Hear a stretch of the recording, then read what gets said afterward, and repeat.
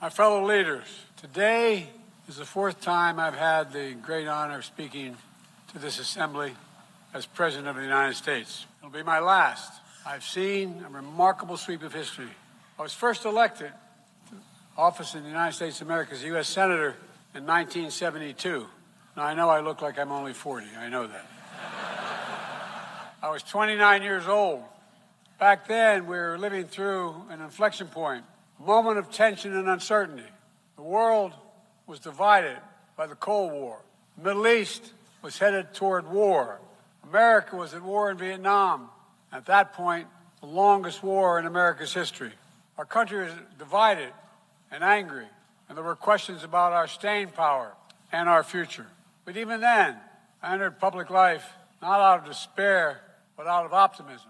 The United States and the world got through that moment. It wasn't easy or simple without significant setbacks. But we would go on to reduce the threat of nuclear weapons through arms control, and then go on to bring the Cold War itself to an end. Israel and Egypt went to war, but then forged a historic peace. We ended the war in Vietnam. The last year in Hanoi, I met with the Vietnamese leadership. We elevated our partnership to the highest level. It's a testament to the resilience of the human spirit and the capacity for reconciliation. That today, the United States and Vietnam are partners and friends, and it's proof that even from the horrors of war, there's a way forward. Things can get better. We should never forget that. I've seen that throughout my career. In the 1980s, I spoke out against apartheid in South Africa. And then I watched the racist regime fall. In the 1990s, I worked to hold Milosevic accountable for war crimes. He was held accountable. At home, I wrote and passed the Violence Against Women Act to end the scourge of violence against women and girls, not only in America, but across the world, as many of you have as well. But we have so much more to do, especially against rape and sexual violence as weapons of war and terror. We were attacked on 9/11 by al-Qaeda and Osama bin Laden. We brought him justice. Then I came to the presidency at another moment of crisis and uncertainty. I believed America had to look forward. New challenges, new threats, new opportunities were in front of us. We needed to put ourselves in a position to see the threats, to deal with the challenges, and to seize the opportunities as well. We need to end the era of war that began on 9/11. As Vice President to President Obama, he asked me to work to wind down the military operations in Iraq, and we did, painful as it was. When I came to office as president, Afghanistan had replaced Vietnam as America's longest war. I was determined to end it, and I did. It was a hard decision, but the right decision. 4 American presidents had faced that decision, but I was determined not to leave it to the 5th. It was a decision accompanied by tragedy. 13 brave Americans lost their lives, along with hundreds of Afghans in a suicide bomb. I think those lost lives, I think of them every day. I think of all the 2,461 U.S. military deaths over a long 20 years of that war. 20,744 American servicemen wounded in action. I think of their service, their sacrifice, and their heroism. I know other countries lost their own men and women fighting alongside us. We honor their sacrifices as well. To face the future, I was also determined to rebuild my country's alliances and partnerships to a level not previously seen. We did just that, from traditional treaty alliances to new partnerships like the Quad with the United States, Japan, Australia, and India. I know many look at the world today and see difficulties and react with despair, but I do not. I won't. As leaders, we don't have the luxury. I recognize the challenges from Ukraine to Gaza to Sudan and beyond. War, hunger, terrorism, brutality, record displacement of people, a climate crisis, democracy at risk, strains within our societies, the promise of artificial intelligence and its significant risk. The list goes on, but maybe because all I've seen and all we have done together over the decades, I have hope. I know there is a way forward. In 1919, the Irish poet William Butler Yeats described a world, and I quote, "Where things fall apart, the center cannot hold. Mere anarchy is loosed upon the world," end of quote. Some may say those words describe the world not just in 1919, but in 2024. But I see a critical distinction. In our time, the center has held. Leaders and people from every region and across the political spectrum have stood together, turned the page. We turned the page on the worst pandemic in a century.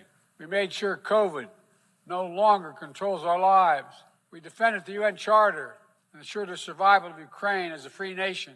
My country made the largest investment in climate, clean energy, ever anywhere in history. There will always be forces that pull our countries apart and the world apart. Aggression, extremism, chaos, and cynicism. A desire to retreat from the world and go it alone. Our test, is to make sure that the forces holding us together are stronger than those that are pulling us apart.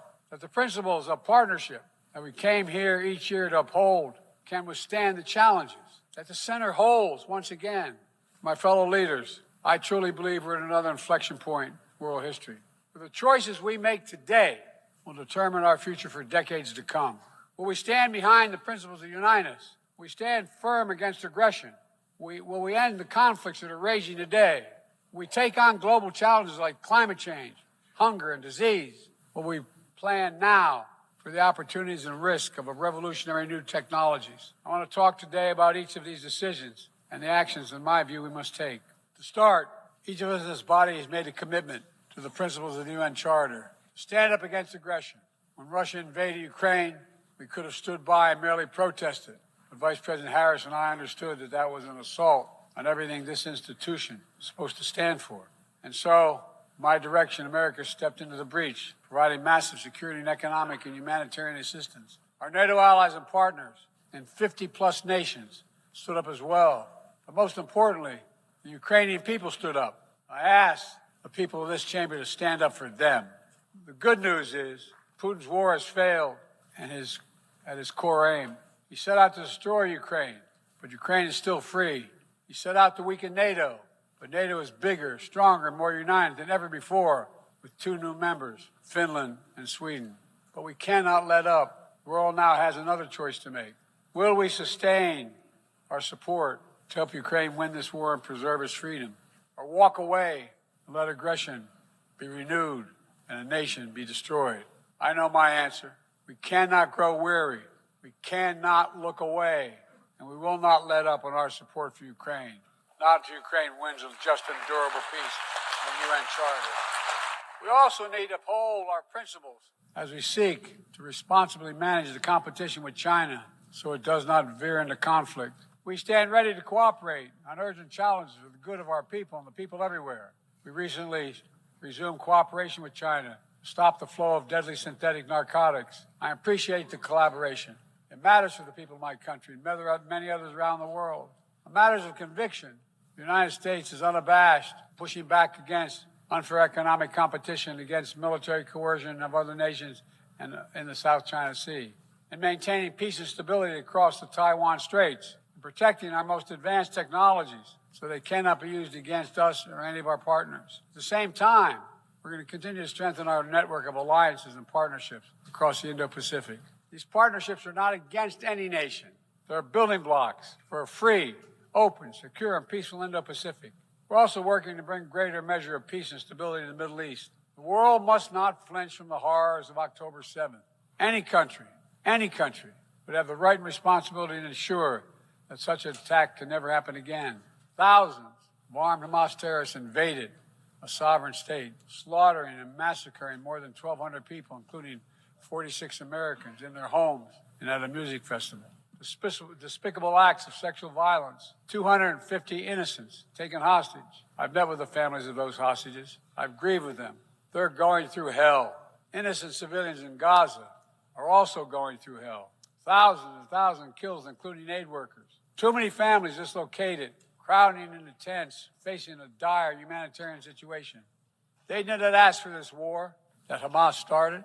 I put forward with Qatar and Egypt a ceasefire and hostage deal. It's been endorsed by the UN Security Council.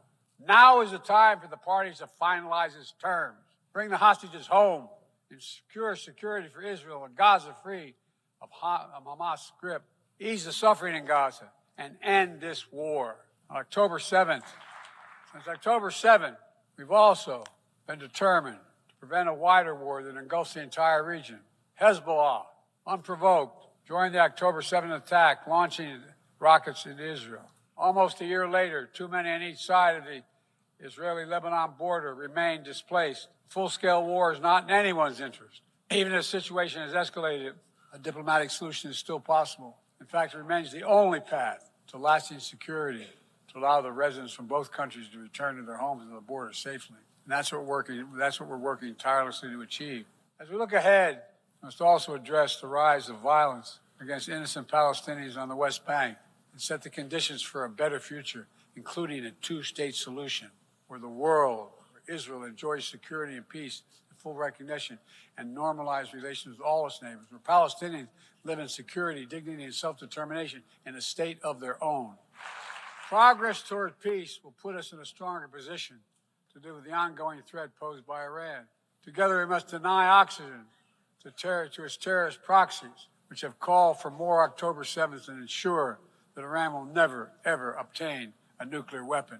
Gaza is not the only conflict that deserves our outrage. In Sudan, a bloody civil war unleashed one of the world's worst humanitarian crises. 8 million on the brink of famine.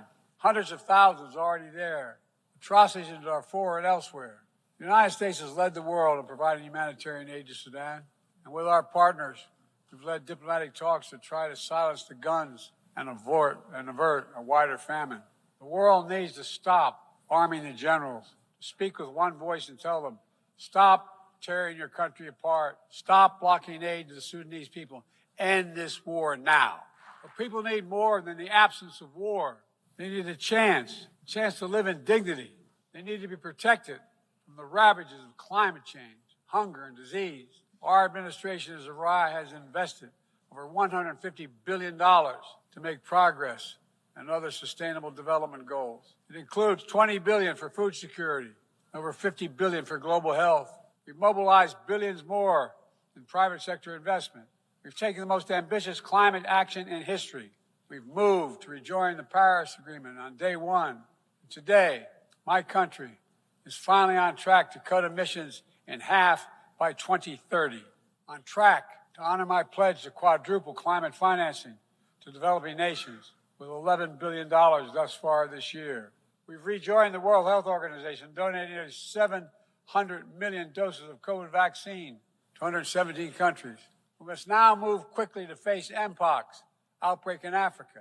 We're prepared to commit $500 million to help African countries prevent and respond to Mpox and to donate 1 million doses of Mpox vaccine now. We call on our partners to match our pledge and make this a billion-dollar commitment to the people of Africa. Beyond the core necessities of food and health, the United States, the G7, and our partners have embarked on an ambitious initiative to mobilize and deliver significant finance to the developing world. We're working to help countries build out their infrastructure, to clean energy transition, to the digital transformation, to lay new economic foundations for a prosperous future. It's called the Partnership for Global Infrastructure and Investment. We've already started to see the fruits of this emerge in Southern Africa and Southeast Asia and in the Americas. We have to keep it going. I want to get things done together. In order to do that, we must build a stronger, more effective, and more inclusive United Nations. The UN needs to adapt and bring new voices and new perspectives. That's why we support reforming and expanding the membership of the UN Security Council. Our UN ambassador just laid out our detailed vision to reflect today's world, not yesterday's. It's time to move forward. The Security Council, like the UN itself, needs to go back to the job of making peace, of brokering deals to end wars and suffering, and to stop the spread of the most dangerous weapons, of stabilizing troubled regions in East Africa, from East Africa to Haiti, to Kenya-led mission that's working alongside the Haitian people to turn the tide. We also have a responsibility to prepare our citizens for the future. We'll see more technological change, I argue, in the next 2 to 10 years than we have in the last 50 years. Artificial intelligence is going to change our ways of life, our ways of work, and our ways of war. It could usher in scientific progress at a pace never seen before, and much of it could make our lives better. But AI also brings profound risks, from deep fakes to disinformation, to novel pathogens, to bioweapons. We've worked at home and abroad to define the new norms and standards. This year, we achieved the first ever General Assembly resolution on AI. Start developing global rules global rules of the road. We also announced a declaration on the responsible use of AI, joined by 60 countries in this chamber. But let's be honest, this is just the tip of the iceberg, what we need to do to manage this new technology. Nothing is certain about how AI will evolve or how it will be deployed. No one knows all the answers. My fellow leaders, it's with humility I offer two questions. First, how do we as an international community govern AI? As countries and companies race to uncertain frontiers, we need an equally urgent effort to ensure AI's safety, security, and trustworthiness. As AI grows more powerful, it also must grow more responsive to our collective needs and values. Benefits of all must be shared equitably. It should be harnessed to narrow, not deepen digital divide. Second, will we ensure that AI supports rather than undermines the core principles that human life has value and all humans deserve dignity?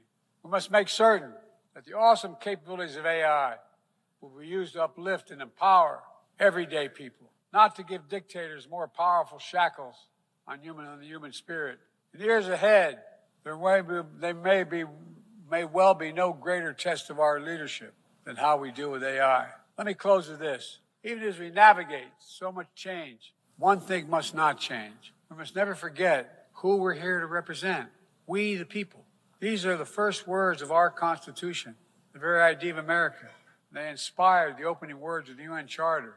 I made the preservation of democracy the central cause of my presidency. This summer, I faced a decision whether to seek a second term as president. It was a difficult decision. Being president has been the honor of my life. There's so much more I want to get done. As much as I love the job, I love my country more. I decided after 50 years of public service, it's time for a new generation of leadership to take my nation forward. My fellow leaders, let us never forget, some things are more important than staying in power. It's your people. It's your people that matter the most. Never forget, we are here to serve the people, not the other way around. Because the future will be won by those who unleash the full potential of their people, to breathe free, to think freely, to innovate, to educate, to live and love openly without fear. That's the soul of democracy. It does not belong to any one country. I've seen it all around the world in the brave men and women who ended apartheid, brought down the Berlin Wall, fight today for freedom and justice and dignity. We saw it, that universal yearning for rights and freedom in Venezuela, where millions cast their vote for change that hadn't been recognized. But it can't be denied. The world knows the truth. We saw in Uganda LGBT activists demanding safety and recognition of their common humanity. We've seen citizens across the world peacefully choosing their future, from Ghana to India to South Korea, nations representing 1/4 of humanity who will hold elections this year alone. It's remarkable, the power of we the people, that makes me more optimistic about the future than I've ever been. Since I was first elected to the United States Senate in 1972, every age faces its challenges. I saw it as a young man. I see it today. But we are stronger than we think. We're stronger together than alone. What the people call impossible is just an illusion. Nelson Mandela taught us, and I quote, "It always seems impossible until it's done. It always seems impossible until it's done." My fellow leaders, there is nothing that's beyond our capacity if we work together. Let's work together. God bless you all, and may God protect all those who seek peace. Thank you.